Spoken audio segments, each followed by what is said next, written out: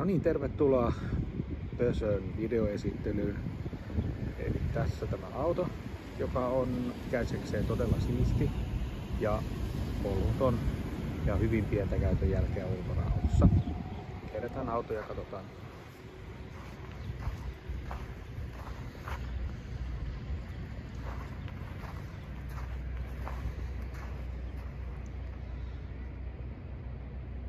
Lohkolämmittämäpistoke on asennettu suhteellisen järkevästi.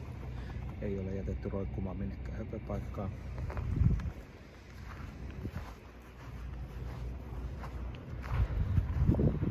Jonkin verran missä näkyy kuluma on nuo alumiinivanteiden hapettumat.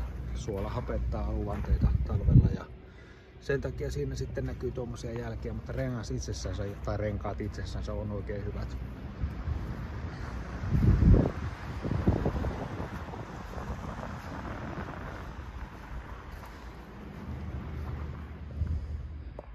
Sisätilat autossa on oikein siistit, hajuton, eläimetön, neutraalituoksunen, oikeastaan saman tuoksunen kuin mitä se on tuoksunut uutenakin.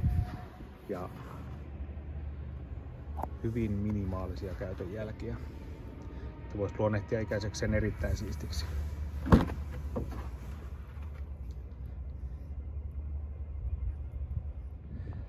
Takakonttiin mahtuu hyvin kaikki 4 toista rengassarjaa, joiden kunto on kanssa varsin hyvä. Näillä ajaa 2 kesää vielä. Ja näissä on myös alumiinivanteet, jotka näkyy sitten myös niissä kuvissa, jotka on nettiautossa.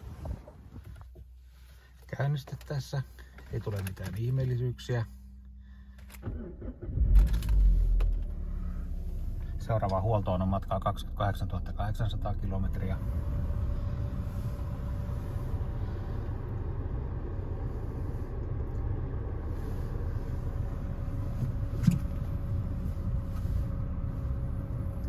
Moottori käy tasaisesti, eikä minkäänlaisia sivuääniä kuulu. Ilmastointi toimii.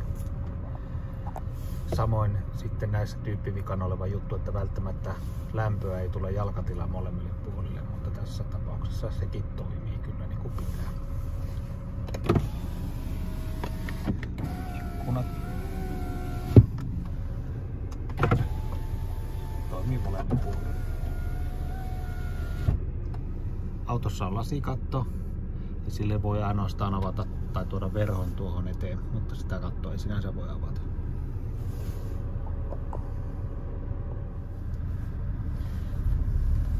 Kytkin toimii ja ottaa niin kuin pitää. Ei ole minkäänlaista luistoa.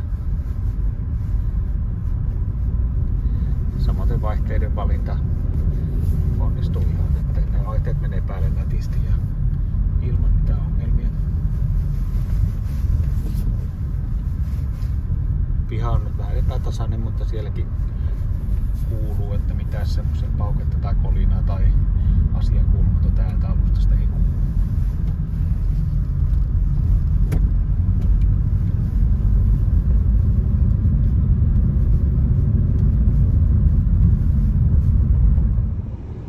Huolloista auto on huollettu säännöllisesti.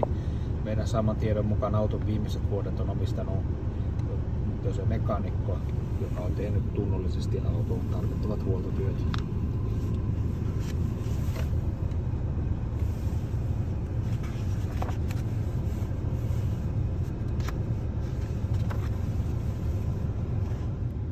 Jakohiina on uusittu edellisen kerran 147 000 eurolla 3 vuotta sitten aika tarkalleen. Samassa yhteydessä on vaihdettu myös vesipuolta. Moottori kyllä on toki pölyinen, mutta siisti. Minkälaisia öljyvuotajia tai muuta ei näy.